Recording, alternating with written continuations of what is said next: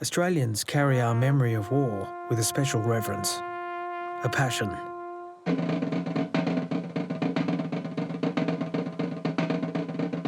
Yet most of us know little about the longest war we've ever fought. This war is not an event of distant history. It's the most recent one. The war that in many ways we're still fighting. Afghanistan.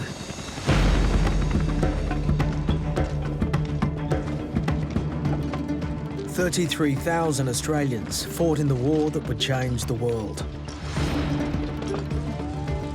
Against a new enemy that would define the new century. Terrorism. A war we fought in alliance with the most powerful country in the world.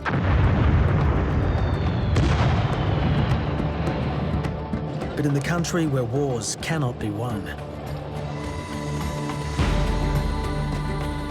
It would define a generation of Australian soldiers. In this series, the men and women who fought Australia's war in Afghanistan and who sent them to fight will tell the story of their war themselves. Never before on Australian television have the soldiers who fought a war told its story from start to finish. Not decades later from ageing memories, but now, with the experience still ringing in their senses. We will hear the war as they lived it, and in the images they filmed, see it as they saw it.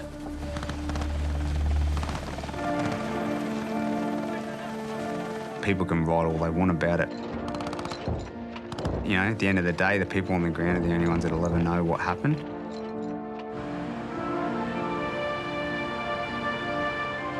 I learned a hell of a lot from war. There's a lot of answers in fighting. There's a lot of powerful information in that, a lot of emotion. It's all there to be seen. It's all very naked. It's all very honest. It's very true.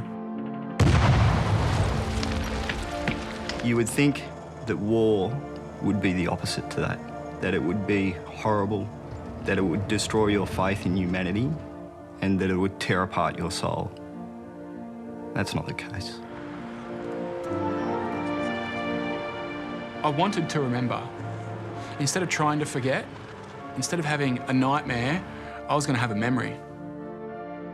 Remembering what we did, remembering what I saw.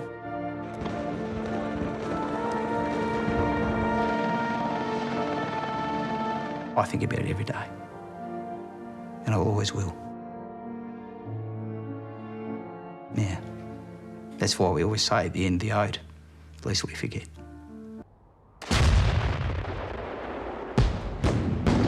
All of a sudden, there was a massive barrage of mortar rounds came on top of us.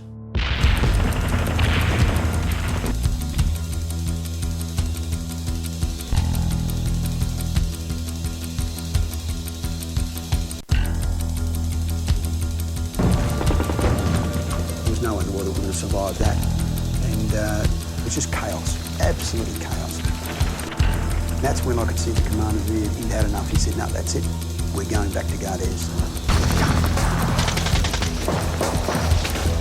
They rang Canberra saying, listen, this is what's going on. We've got 18 blokes surrounded by 300 Taliban. I'm not sure that they're all going to get out of this alive. That day went for about 5 hours, and at no stage was there a lack of fire at us. So there's a lot of people there and a lot of ammunition.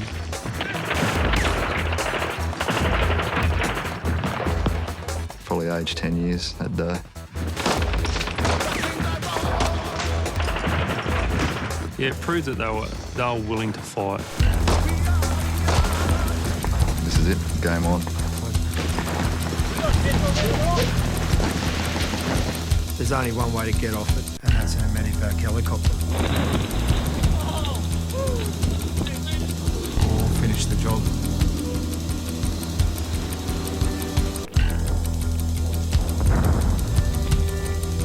And when you're targeting someone, it's business.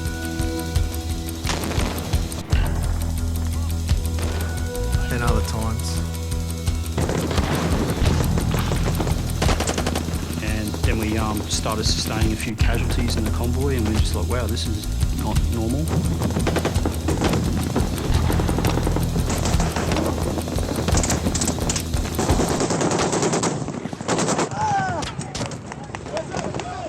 Basically, there's a circle of them, and we're in the middle of the circle, in a bowl down in a valley. They're on top of the hill, shooting down into this circle. In October, Australian and Afghan soldiers were on morning parade at patrol base Sauk Bed. There was 12 of us, 12 Australians. 12 Australians standing on parade that morning. And then I heard a burst of machine gun fire. The ground around my feet started moving.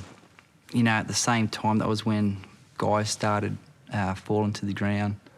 And I plain as day could see the Afghani soldier standing there, firing his weapon. I also recall seeing the Afghani soldiers, they just fled, just like 1,000 startled gazelles, they all just ran away. And as I was cocking my weapon, that's when I got hit in the left thigh.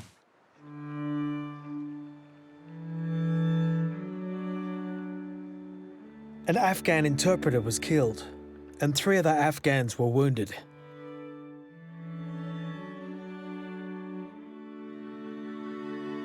Of the 12 Australians, 3 were dead and 7 wounded.